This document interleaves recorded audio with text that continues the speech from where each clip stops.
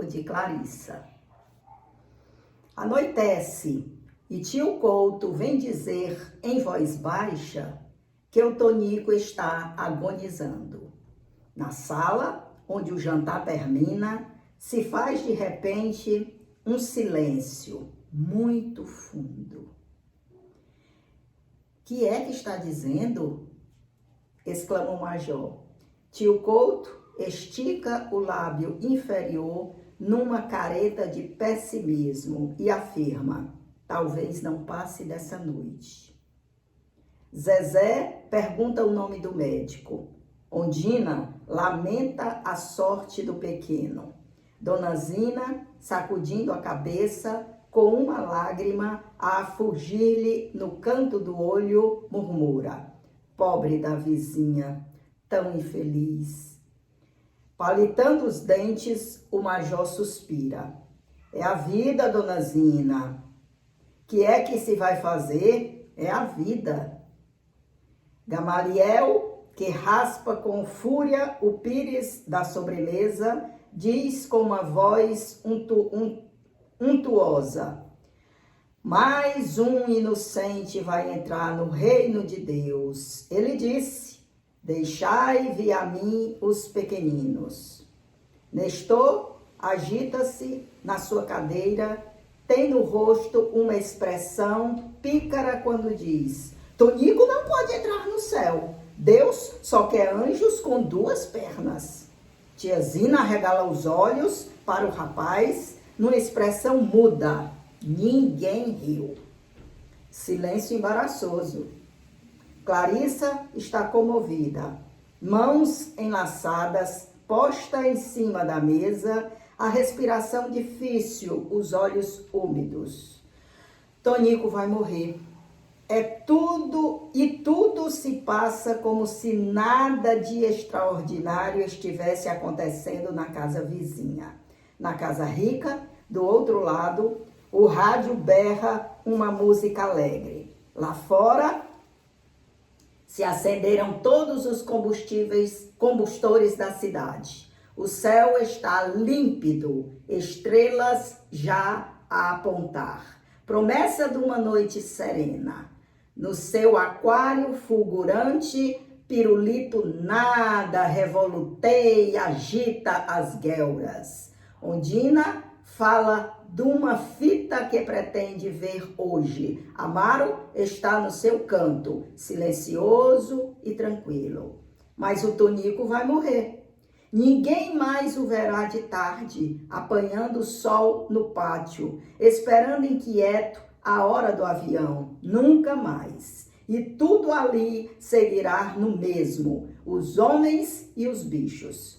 Missefufe continuará ronronando preguiçoso por baixo da mesa, por entre as pernas das cadeiras.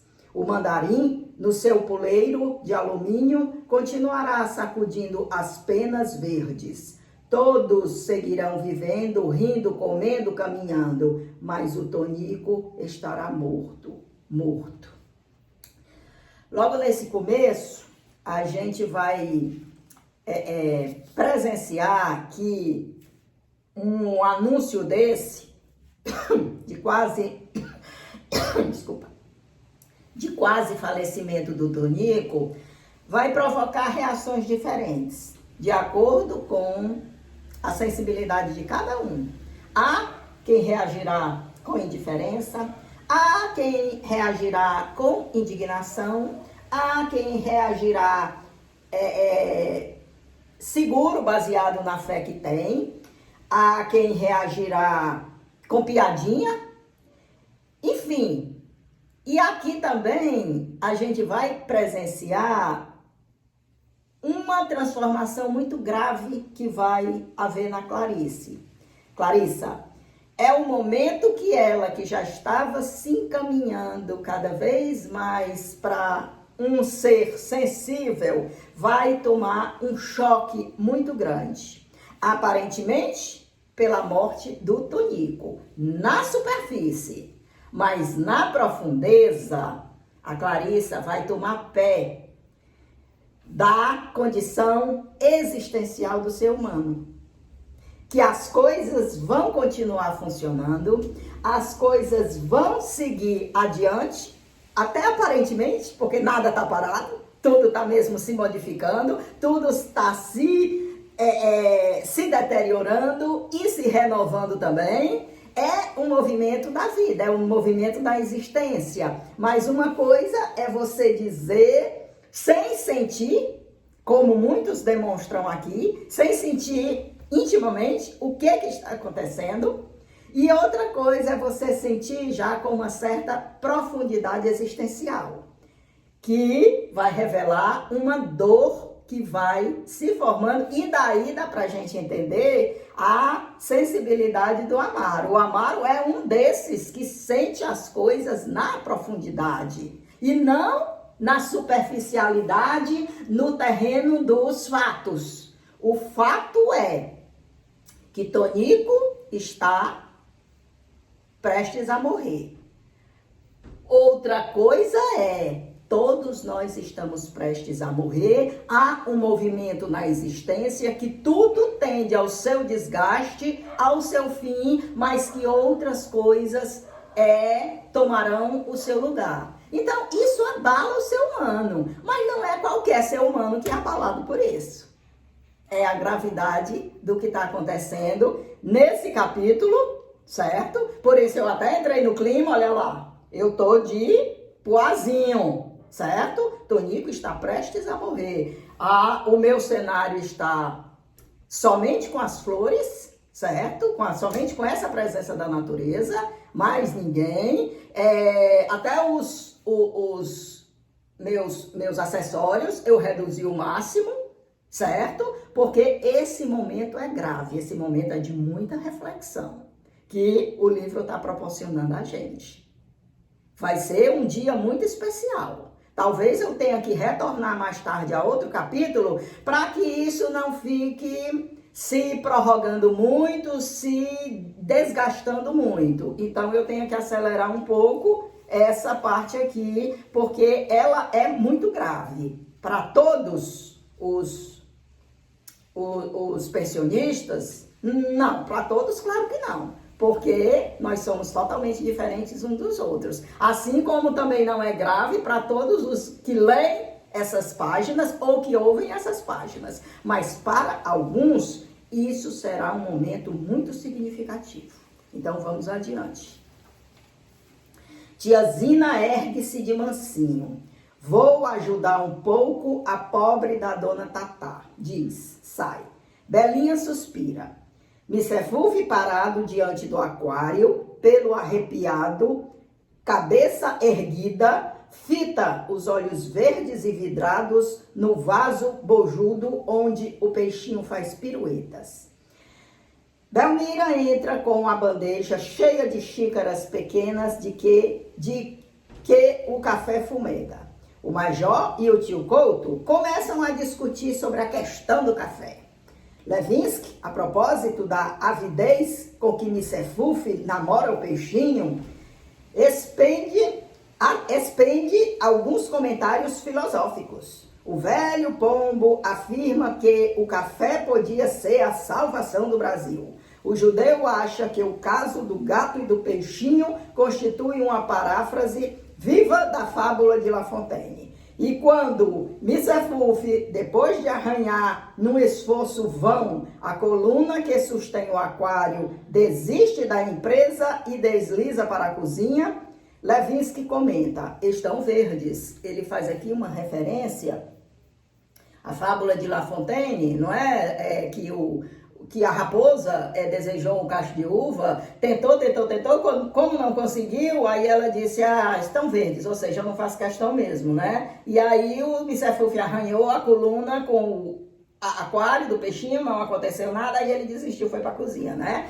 E mais uma vez a gente viu aqui como as pessoas estão reagindo de modos diferentes, né? Às vezes com indiferença, às vezes com respeito, às vezes com uma tristeza profunda,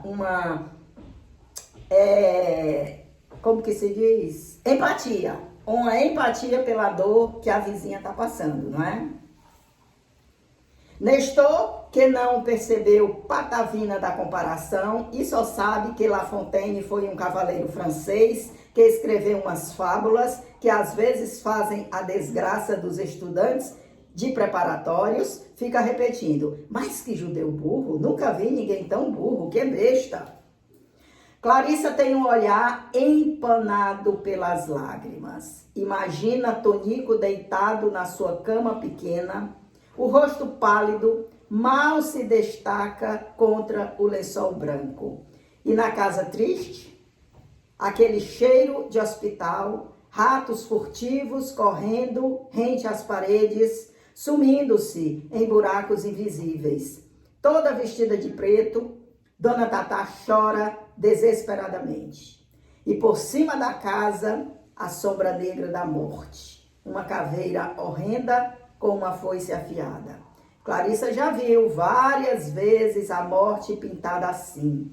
Foi num livro de histórias, a caveira, empassadas de 7 léguas, cruzava os campos, seu manto negro voava ao vento, vindo do outro mundo, a foice relampejava no ar e ia ceifando vidas. Era assim que estava escrito no livro. Homens, mulheres e crianças fugiam em desespero, gritando, chorando, levantando os braços para o céu.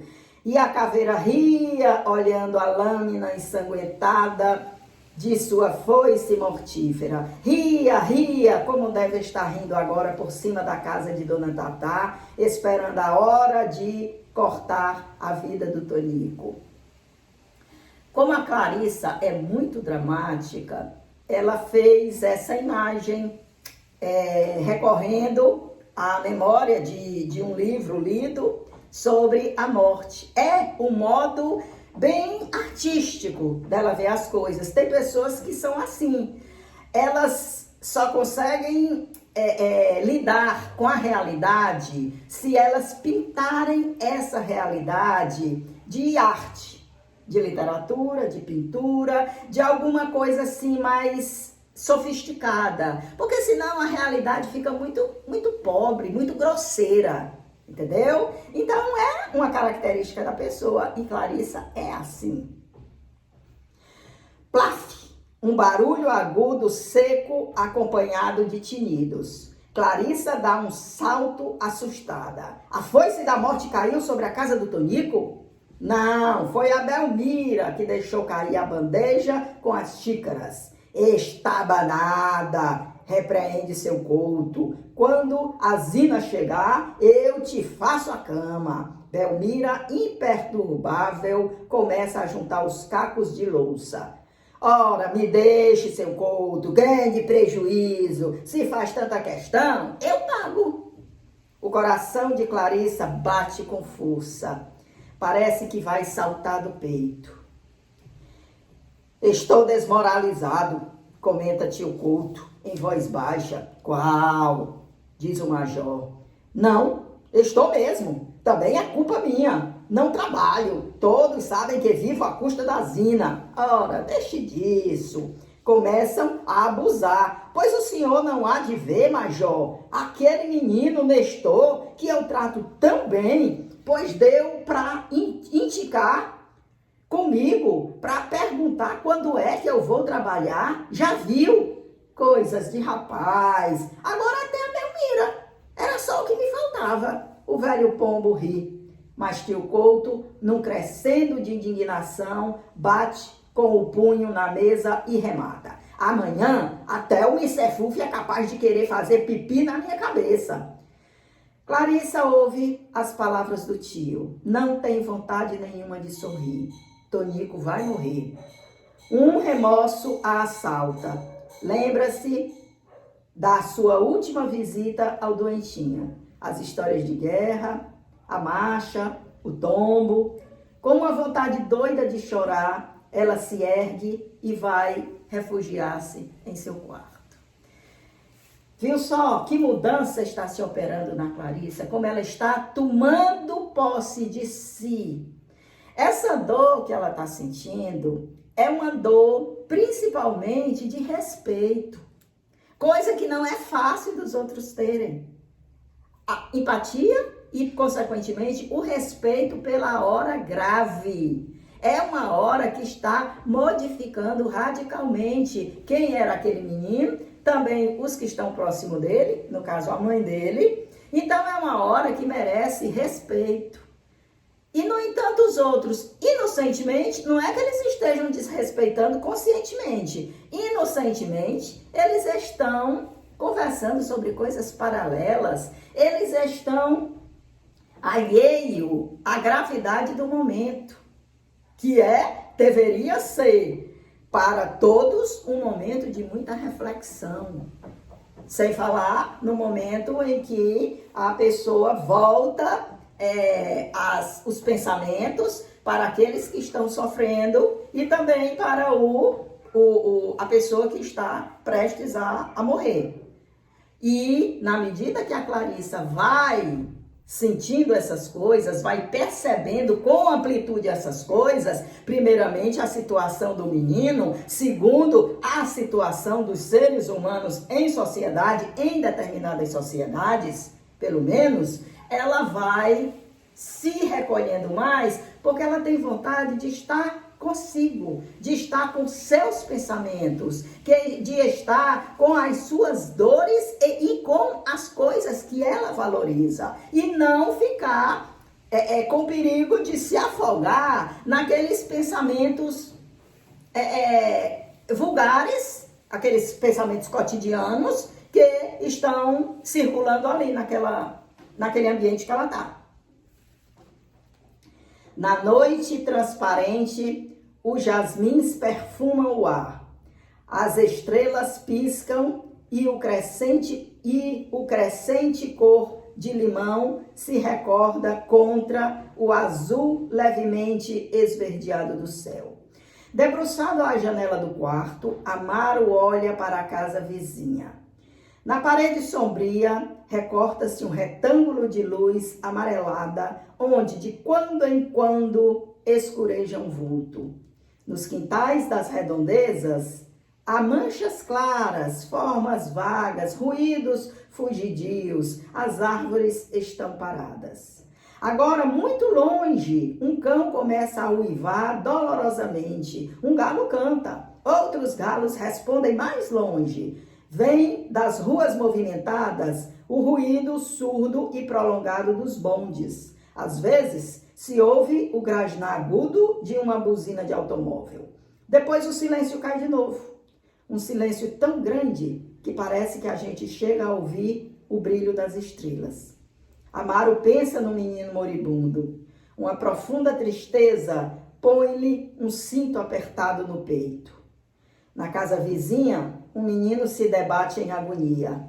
E ele aqui, fechado no quarto, braços caídos, inerte. Nem a sua arte, nem seus músicos, nem os seus poetas podem salvar a vida do Tonico. Se ao menos ele fosse médico, iria para a cabeceira do doente, lutaria contra a morte. No entanto, debruçado à janela, como mero espectador, olha apenas para a casa, onde a tragédia silenciosa acontece. Tonico vai morrer. Amaro não pode fazer nada por ele. Nem uma palavra de consolo, nem um gesto de afago. E o menino doente com a sua cadeira de rodas amanhã não estará mais na paisagem familiar. A hora em que a sombra da noite começa a invadir o pátio, não se ouvirá mais o grito dolorido. Tatá, vem me buscar! Amaro fecha a janela devagarinho, acende a luz. Abre o piano, tomado subitamente por um desejo invencível de expressão musical. Toma de um lápis e de uma folha de papel de música. Em surdina, aos poucos, vai improvisando uma berceuse tristonha e doce. De quando em quando se detém para escrever as notas na pauta. Canção de acalanto para o menino que vai morrer. Fora, os galos amiúdam, o silêncio cresce, as estrelas cintilam. Amaro está demonstrando como é a dor da impotência. Meu Deus, a gente não pode nada. A gente pode muito pouco diante das grandes verdades da existência, das grandes verdades da vida. A gente se dopa das coisas que criamos, das coisas que pensamos ser assim, das coisas que pensamos controlar através das regras. Faça assim, faça assado, você vai viver feliz, você vai ter uma vida longa, e corra, e coma, e respire, e durma, e tá. Mas existe uma verdade maior pesando. Qual é a verdade? Nós somos seres muito limitados, muito frágeis. Um suspirinho, um pinguinho nesse oceano que é a vida, que é a natureza. A gente vem aqui em um tempinho, meu Deus, um tempinho insignificante diante do todo que existe, que a gente não dá nem conta do que existe, porque a gente não tem capacidade ainda de perceber as verdades da natureza. A gente imagina, a gente faz analogia, a gente faz associação, aí pensa, se tudo na natureza se transforma, então a gente também vai se transformar. E daí começa a florear, a pensar o melhor dos mundos pra gente. Mas em verdade ninguém sabe nem dessa finitude da gente. Sabe assim, em tese, em teoria, mas não tem consciência, não pega essa sensação, não pega essa compreensão nas mãos, como Amaro e a Clarissa estão pegando. Dona Zina tem empatia pela vizinha que está sofrendo muito, por isso vai ajudá-la. Os outros não estão ainda, tem muitos não estão nem se dando conta do que aconteceu. Absorveram ali como uma simples informação que por um segundo ocupou o tempo deles, a mente deles, mas agora já estão interessados em outras conversas, em picuinha, em se degladiar um com o outro. Mas a Clarissa e o Amaro são o testemunho dessas pessoas mais diferentes, mais sensíveis, que percebem a vida até com certa dor, com certa tristeza, porque sabem que aquelas coisas que eles utilizam como band-aids para a alma, como curativos para a alma, que é o caso do Amaro com a música, a Clarissa ainda está se desenvolvendo, ainda está procurando o rumo dela, não é? Até isso, nesses momentos, elas não tem a força de fazer, de fato, de dar, por exemplo, uma explicação melhor, que caiba dentro do desejo, do anseio dessas pessoas mais sensíveis. Elas servem, de fato, como um paliativo, como um remedinho que vão promovendo o alívio daquela dor constante, que é esse não saber.